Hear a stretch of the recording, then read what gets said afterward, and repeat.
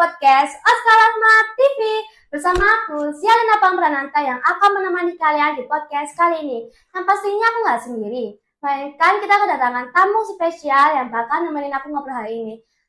Siapa ya kira-kira tamu spesial itu? Langsung saja kita sapa. Ini dia, Kak Satria, mantan Ketua SIS Brother 2023-2024. Hai Kak, gimana kabarnya? Alhamdulillah baik. Alhamdulillah ya, kalau baik. Oh ya nih Kak, sekarang kan Kakak udah kelas 13 hijrah nih ya. Kesibukan Kakak hari ini apa sih? Yang pastinya seperti kakak-kakak pada umumnya ya, apalagi kelas 12 dan aku juga kelas 13 yang satu-satunya di SMK ini. Jadi kita banyak tugas tentunya, banyak proyek dan juga UKK tentunya seperti itu. Waduh, dengar ceritanya aja udah kerasa banget ya sibuknya. Tapi hebat sih Kak, di tengah gempuran tugasnya kelas 12, 13 hijrah ini, Kakak tapi masih nyempetin buat datang ke podcast kali ini. Oh ya Kak, aku sama teman-teman kadang denger banyak banget cerita tentang di zaman Kakak dulu kalau event-event Kakak itu berjalan lancar gitu loh Kak. Jadi boleh nih ya kalau aku tanya-tanya sedikit. Boleh ya kan? Boleh. Boleh. Oke, kita lanjut. Kita akan ke pertanyaan pertama. Pertanyaan pertama, dulu pas Kak Satrio menjabat sebagai mantan ketua OSIS itu punya nggak sih wishlist? Wishlist impian Kakak. Jadi kayak event-event yang Kakak mau sendiri tapi bukan event wajib gitu. Kayak kan kalau event wajib kan event Pondok Ramadan, habis itu Agustusan. Nah, ada nggak sih Kak? Pastinya ada ya, kita dari mungkin dari semua ketua itu pastinya kan punya tujuan dan juga impian kita Ya, apa benar yang itu. mau ya betul Ya. apa yang mau kita impikan saat kita menjabat menjadi ketua pastinya ada. Dan untuk saat aku tuh menjabat sebagai ketua OSIS, wishlist yang paling kuutamakan itu yaitu hari ulang tahun SMK Negeri 11 Malang, karena sebelum-sebelumnya itu memang belum pernah terlaksana selama 7 tahun gitu. Oh gitu. Ada nggak sih wishlist lainnya lagi? Uh, Menurutku sih untuk acara ya seperti itu HUT SMK Negeri 11 Malang, tapi ada nih kegiatan atau sesuatu yang kuimpikan dan dari angkatan-angkatan sebelumnya itu masih belum ada, yaitu pembuatan sponsor dan juga pelaksanaan kegiatan berbasis sponsor seperti sekolah-sekolah pada umumnya seperti itu. Oh seperti itu. Nah, oh ya, apa yang bikin Kakak bisa yakinin buat ambil sponsor itu Padahal itu kan first time ya Kak ya. Nah, apa? Karena di sekolah lain pastinya banyak ya, semua kegiatan itu pastinya membutuhkan sponsor untuk penambahan dana, terus untuk penambahan material, misalnya minuman, makanan, dan lain sebagainya, itu pasti ada untuk kita agar menjadi booster untuk kegiatan kita, agar kegiatan kita tuh bisa lebih berhasil gitu dan lebih dipandang, karena banyak nih ya, banyak sponsor, pasti acaranya bagus. Nah seperti itu. Dan untuk awalnya itu aku tuh bingung juga gimana sih caranya bikin sponsor, proposal sponsor itu apa. Aku tuh juga nggak tahu, karena dari sebelum-sebelumnya itu masih kurang ya dalam hal tersebut. Akhirnya di angkatanku itu dibantu sama kakak-kakak dari universitas atau mahasiswa dan dijelasin serinci-rincinya seperti itu Kak. Jadi gitu. Itulah awal dari kita itu bisa berani untuk mengambil sponsor, dan alhamdulillahnya sampai sekarang bisa terlaksana dengan sponsor itu. Dan juga banyak nih sponsor-sponsor dari luar-luar itu yang langsung datang ke kita tanpa kita itu mencari-mencari gitu. Nah, ada nggak sih Kak, waktu ini kan langkah awal ngambil sponsor ya, ada nggak sih kayak rasa ragu buat ngambil gitu, kayak ragu-ragu gitu? Pastinya ada, karena itu adalah first time ya bagiku, dan belum pernah terlaksana. Jadi itu aku pun juga ragu gimana, apakah aku itu saat menyampaikan atau bilang ke perusahaan-perusahaan itu seperti apa. Aku juga awalnya kan masih belum tahu, dan akhirnya aku coba beranikan diri dulu aja deh, untuk mengambil beberapa sponsor dan juga menyerahkan proposal-proposal di berbagai perusahaan atau industri, dan akhirnya banyak nih perusahaan-perusahaan yang Mau. ya mau, dan juga ada niat positif lah untuk membantu kita seperti itu. Nah, karena ini kan first time, ada nggak sih Kak anggota, anggota yang kayak kurang setuju gitu?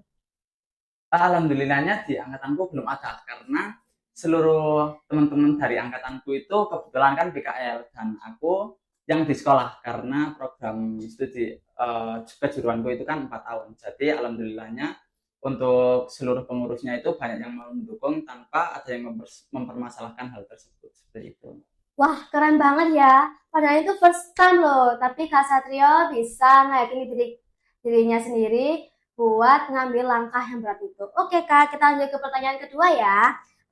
Pertanyaan yang kedua, dari setiap banyaknya event, ada nggak sih event yang dimana itu buat tantangan terbesar buat Kak Satrio gitu loh. Jadi kenapa? Jadi itu kayak event yang susah gitu. Pastinya ada, tapi bukan di acara yang berbasis sponsor yang pertama tadi, melainkan di studi banding itu yang direncanakan dan juga masuk dari wishlist dari pembina kami, dan itu alhamdulillahnya terlaksana meskipun banyak masalah pastinya yang mengancam, dan itu juga acara yang first time juga, yaitu acaranya itu studi banding ke Yogyakarta, kebetulan tepatnya di SMK Negeri 2 Yogyakarta. Oh. Nah, masalahnya itu kira-kira apa nih Kak? Boleh dong di-spill dikit-dikit? Oke, jadi saat dulu itu aku membuat acara, kebetulan juga ketua pelaksana dan juga ada wakilnya, dan juga wakilnya itu ketua MPK juga. Jadi kita itu bisa berdiskusi lah dengan baik dan juga dengan lancar tanpa kendala. Akhirnya kita ada nih beberapa problem yang menurutku sulit untuk dipecahkan. Akhirnya kita bisa menyelesaikan masalah-masalah itu dengan bantuan dari semua pihak. Jadi bukan dari keputusanku dan juga keputusan dari Berarti wakil. keputusan dari anggota juga ya Kak ya? Ya betul. Karena kegiatan itu bisa terlaksana itu bukan hanya dengan ketua pelaksana, bukan dengan wakil kan pastinya. Jadi harus seluruh panitia itu harus bisa berdampak dan juga membantu dari setiap masalah atau problem dari sebuah kegiatan gitu. Nah, waktu itu kan tantangan terbesar Kak Satria ya. Waktu di situ pikiran Kak Satria tuh gimana sih? Atau capek banget? Atau udah mau nyerah? Karena kan itu salah satu event tantangan terbesar.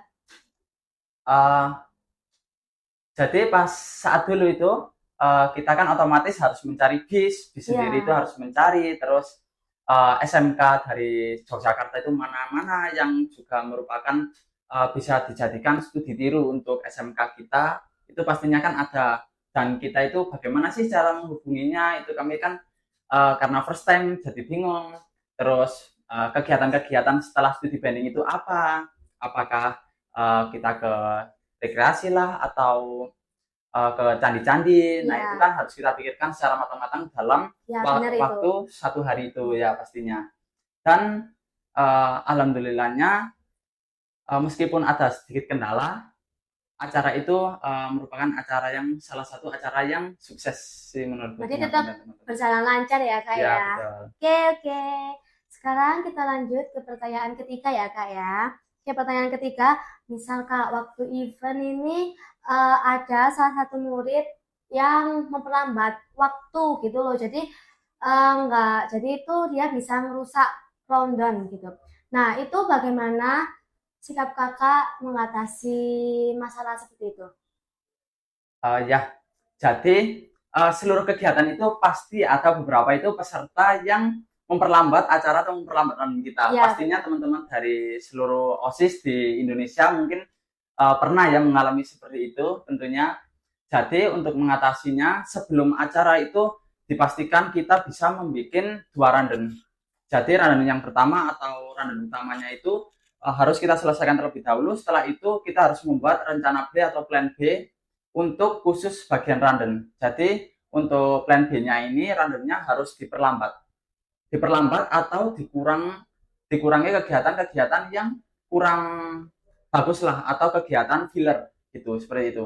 Jadi misalnya ada waktu nih 15 menit untuk MC itu menyapa para peserta gitu. Terus karena banyaknya peserta yang mungkin belum datang, memperlambat, jadinya bisa kita potong untuk filler kegiatannya gitu.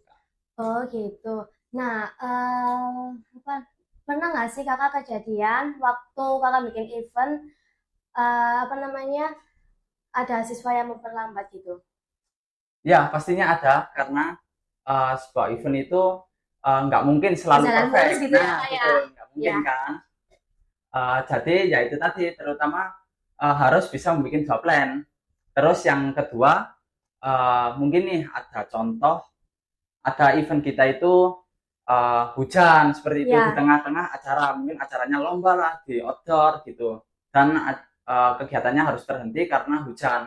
Nah itu otomatis mau nggak mau itu kita harus randanya itu harus dipangkas atau dikurangi seperti itu, agar tidak mengganggu acara-acara yang lain. Contohnya di ending atau di akhir-akhir acara ada pembagian hadiah, itu langsung kita percepat.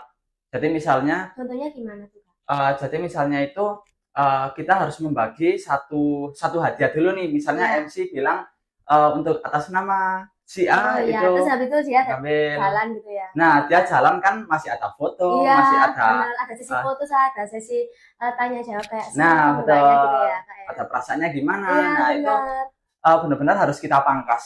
Jadi tidak banyak peserta yang kita kasih apa itu uh, ajuan atau pertanyaan untuk apresiasi mereka itu seperti apa, seperti itu. Jadi langsung nih kita panggil 55 atau 10-10, langsung foto bersama tanpa menanyakan mereka perasaannya seperti apa, kegiatannya seperti apa gitu, untuk bentuk Ya. pemangkasan dari kegiatan seperti itu. Oh, gitu. Kan kan kalau udah seperti itu pastinya kalau udah bikin event kayak gitu pastinya kan panitianya capek ya. Nah, gimana sih Kak cara bikin panitianya itu buat mood kembali gitu? Jadi kita nih pasti saat membuat atau membuat suatu acara itu pastinya nggak tahu dong uh, gimana sifat-sifat dari seluruh anggota atau seluruh pengurus itu sifatnya seperti apa. Kita pasti harus cari tahu, harus uh, gimana sih sifat-sifat dari seluruh anggota itu, kita harus cari tahu. Dan juga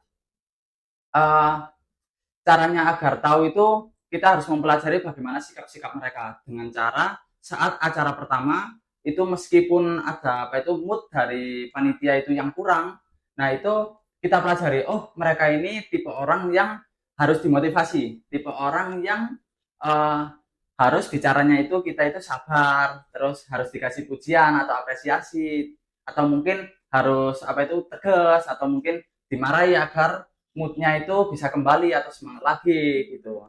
Jadi untuk menurutku cara mengatasinya itu yaitu dengan mempelajari bagaimana sih sifat-sifat pribadi dari seluruh pengurus, karena sejatinya tugas leadership ya tentunya Ya. itu pastinya harus bisa mempelajari dan juga mengenali dari seluruh anggota dan juga pengurusnya, seperti itu. Seperti itu ya.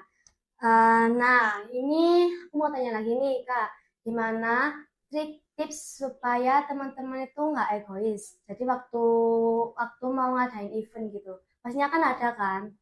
Nah, itu tips dari kakak itu gimana?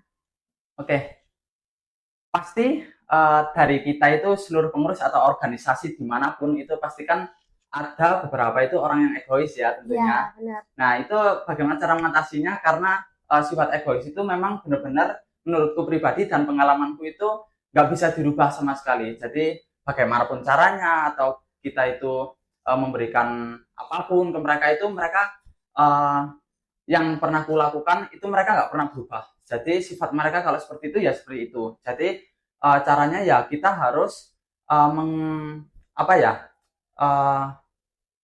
membiasakan diri dengan apa itu cara bicaranya mereka, dan juga kalau mereka itu bicaranya egois, terus harus membuat acara ini gimana kalau ini, dan juga argumennya itu lemah tapi ngotot, itu kita harus bisa berdiskusi dengan seluruh pengurus.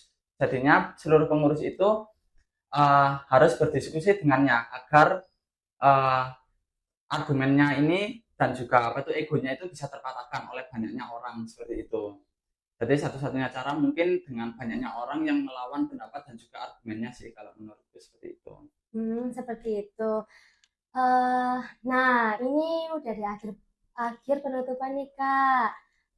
Makasih banyak ya buat Kak Satrio udah mau nyempetin buat podcast hari ini. Gak kerasa juga, habis ini kita bakal pamitan. Jadi, aku Zialina Prananta dan Kak Satrio pamit undur diri dari sini. Terima kasih, bye-bye.